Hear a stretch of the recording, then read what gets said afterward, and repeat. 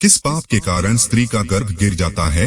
दोस्तों, एक समय की बात है, भगवान विष्णु और माता लक्ष्मी क्षीर सागर में शेषनाग की शैया पर विश्राम कर रहे होते हैं। तभी माता लक्ष्मी भगवान विष्णु से पूछने लगती है, हे स्वामी, आज मेरे मन में एक शंका निर्माण हो रही है, कृपया आप मेरी इस शंका का समाधान कीजिए। भगवान विष्णु कहते हैं, हे प्रिय, तुम्हारे मन में जो भी शंका हो निसंकोच होकर पूछ लो, तुम हर शंका का समाधान करना मेरा कर्तव्य है। देवी लक्ष्मी कहती है, हे प्रभु, आप तो सब कुछ जानते हैं, संसार के कण कण में आपका ही वास है, आप ही जन्मदाता है और आपकी ही आज्ञा से काल प्राणी को ग्रहण कर लेता है, आप ही इस संसार को चलाते हैं, जन्म और मृत्यु आपकी ही बस में है। किंतु हे प्रभु, कौन सी स्त्री को संतान सुख प्राप्त नहीं होता है? किस कारण से बालक की गर्भ में ही मृत्यु हो जाती है? किस पाप के कारण स्त्रियों का गर्भ नष्ट हो जाता है? हे जगदीश्वर, हे कृपा निधान, मैं आपसे ये जानना चाहती हूँ कि माँ को संतान को खोने का दुख क्यों सहन करना पड़ता है? कृपया आप मुझे इसका कारण विस्तार से बताइए, इसके पीछे कौन सा रहस्य है? भगवान विष्णु मुस्कुराते हुए कहने लगते हैं, हे देवी, आज आपने उत्तम प्रश्न किया है।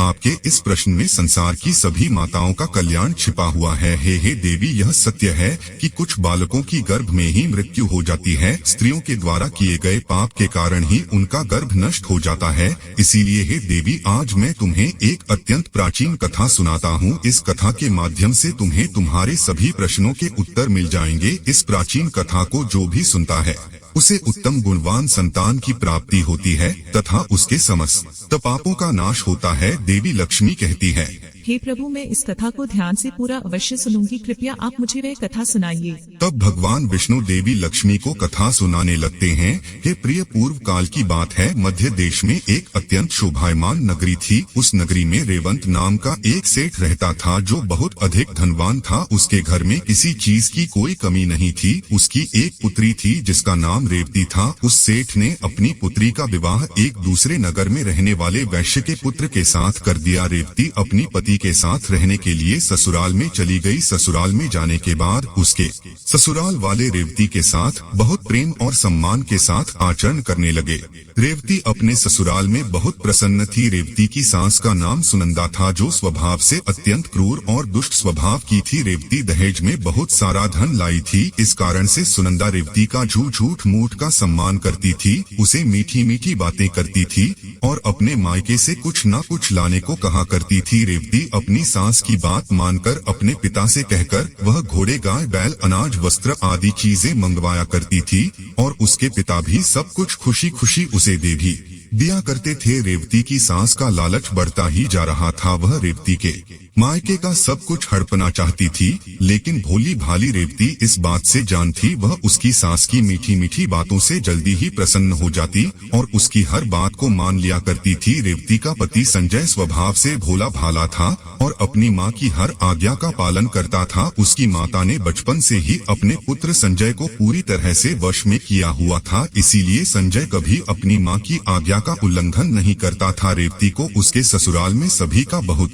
प्रेम मिलने लगता था, जिससे रेवती बहुत ही खुश रहने लगी थी। उसके पिता भी रेवती को खुश देखकर बहुत प्रसन्न थे और वे अपनी बेटी को प्रसन्न देखने के लिए हर वस्तु का त्याग करने के लिए तैयार थे। इस प्रकार से अनेक माह बीतने के बाद रेवती गर्भवती हो गई। जब यह बात उसकी सास को पता चली तो वह बहुत ही खुश हो गई। उसने तुरंत ही रेवती के माता पिता को इस बात की सूचना दी और साथ ही बड़ी बड़ी वस्तुओं की मांग की। रेवती के पिता इस समाचार को सुनकर प्रसन्न हुए और फिर वे बहुत सारे वस्त्र, अन्न धान्य, मिठाइयाँ और आभूषण लेकर रेवती के ससुराल में पहुँच गए। वहाँ पर उनका बड़े प्रेम और आदर के साथ स्वागत किया गया। रेवती भी अपने पिता को देखकर बहुत प्रसन्न हुई। फिर कुछ समय रुककर रेवती के पिता उसी दिन अपने घर लौट गए। अनेक दिनों तक रेवती का गर्भ बढ़ता गया और रेवती की सास भी उसका बहुत अच्छी तरह से ख्याल रखने लगी। लेकिन कुछ ही दिनों के बाद ऐसी दुर्घटना घटी जिससे रेवती का जीवन दुखों से भर गया। उसके हंसते खेलते जीवन में अचानक से अंधकार छा गया। एक दिन अचानक ही रेवती का गर्भ गिर गया,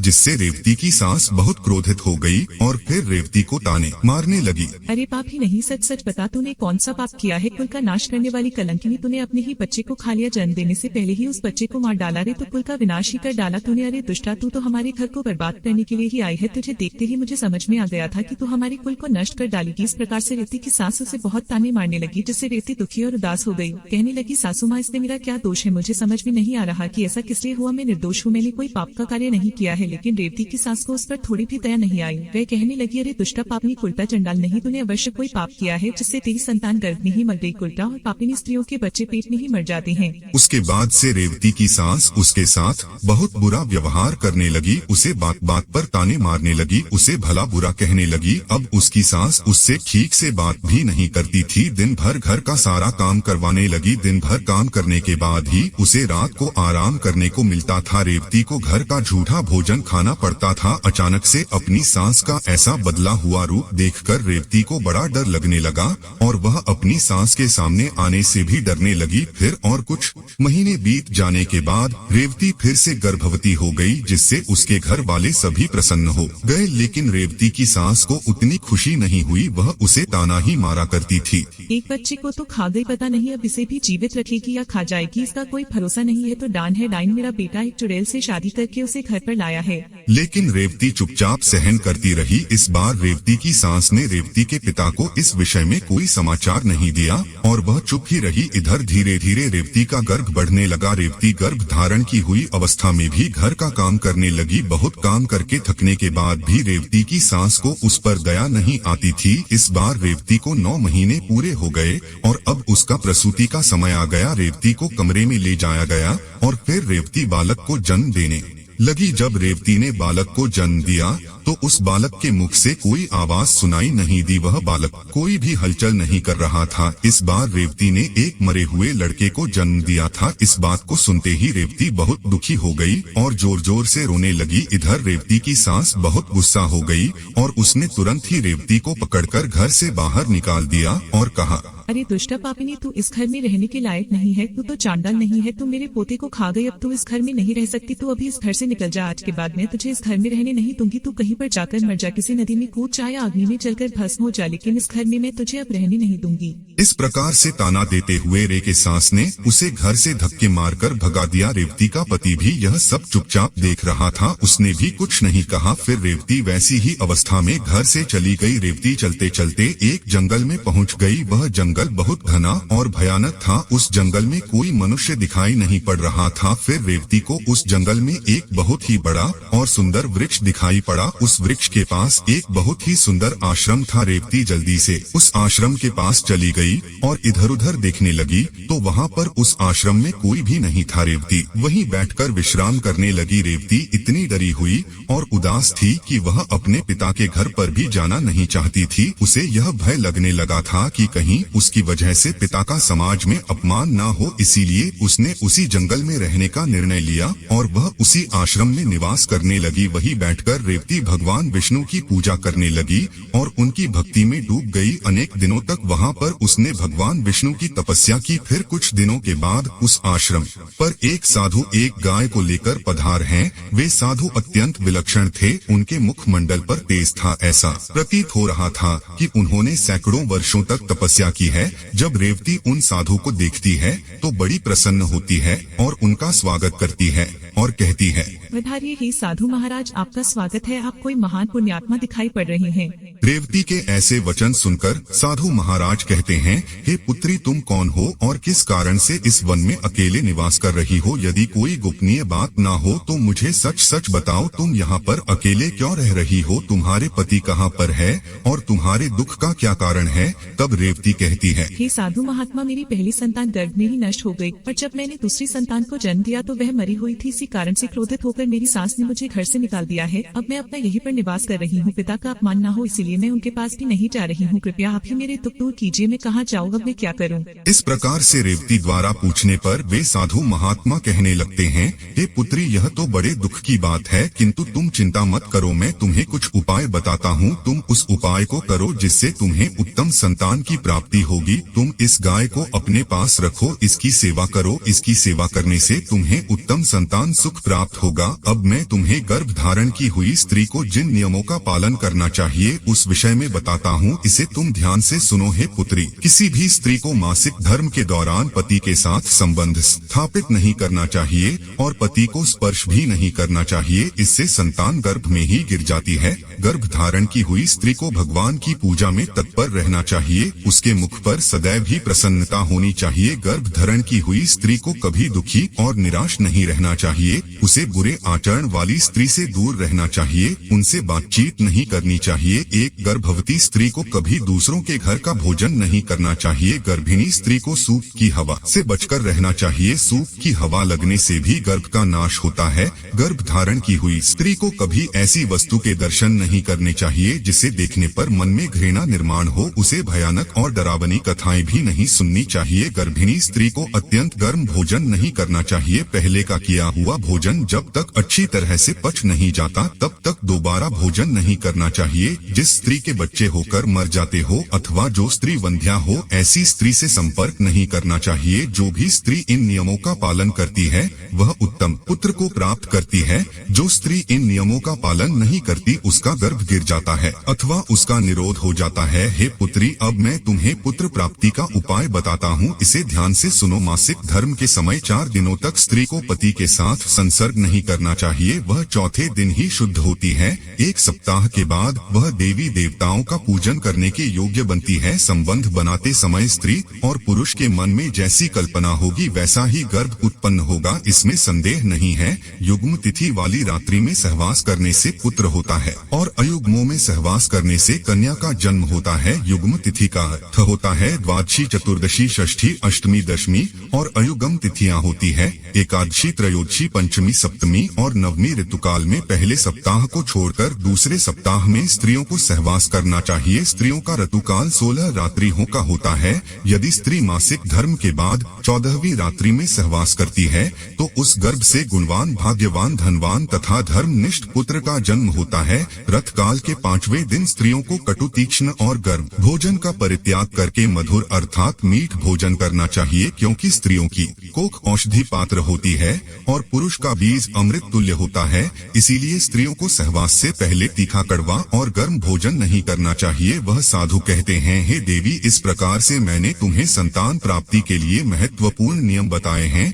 तुम इन नियमों का पालन करो, तुम्हें उत्तम संतान सुख प्राप्त होगा। फिर रेवती कहती है, हे मुनिवर, इस समय पर मेरे पतिदेव मेरे पास नहीं है तो मेरा उनसे मिलन कैसे होगा और किस प्रकार से मुझे संतान सुख प्राप्त होगा? साधु महात्मा कहते हैं, हे पुत्री, तुम अभी से इस गौ माता की सेवा करो, तुम्हारा पति स्वयं चलकर तुम्हारे पास आ जाएगा। इतना कहकर वे साधु महात्मा उस स्थान से अंतर्ध्यान हो जाते हैं। उन साधु को अचानक से अदृश्य हुआ देखकर रेवती आश्चर्यचकित हो जाती है। उसे समझ में आ जाता है कि साक्षात भगवान ही उसे दर्शन देने आए थे। फिर रेवती नित्य उस गाय की सेवा करने लगती है। रोज सुबह उठकर वह गाय को चारा डालती है और भगवान विष्णु की आराधना करने लगती है। उधर रेवती के पति को सपने में साक्षात भगवान विष्णु आकर उसे दर्शन देते हैं और उसे उसकी पत्नी के पास जाने की आज्ञा देते हैं। रेवती का पति दूसरे दिन जागते ही अपनी पत्नी को खोजता हुआ उस वन में चला जाता है। फिर उसे उस जंगल में एक आश्रम दिखाई पड़ता है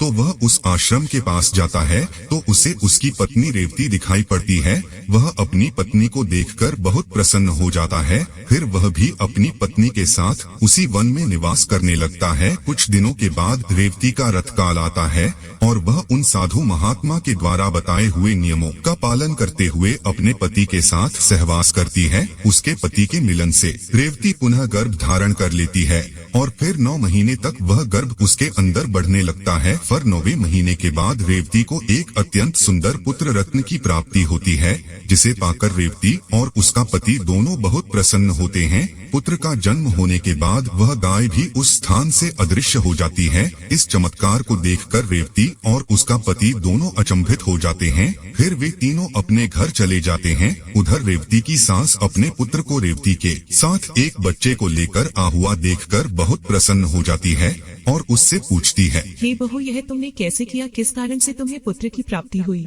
फिर रेवती अपनी सास को सारी हकीकत बता देती है। रेवती की सास को इस बात पर विश्वास नहीं होता आता है तो वह पूछती है कि वह स्थान कहाँ पर है। रेवती अपनी सास को उस स्थान के बारे में बता देती है। फिर दूसरे दिन रेवती की सास चुपचाप अकेले ही उस स्थान पर चली जाती है और उस चमत्कारी साधु की राह देखने लगती है। उसके मन में लालच होता है। वह सोचती है कि जब वे साधु आएंगे तो मैं उनसे कोई अनमोल वस्तु भेंट में मांगूंगी। अनेक दिन बीतने के बाद भी वह साधु नहीं आता तो वह बहुत गुस्सा हो जाती है। उसी क्षण उस स्थान से एक राक्षसी जा रही होती है। जब वह राक्षसी रेवती की सास को उस आश्रम के पास खड़ा हुआ देखती है तो वह तुरंत उसके पास जाती है और कहती है, अरे वाह, आज मेरे लिए इस जंगल में ताजा ताजा भोजन आया है। इतना कहकर वह राक्षसी रेवती की सांस को मारकर खा जाती है।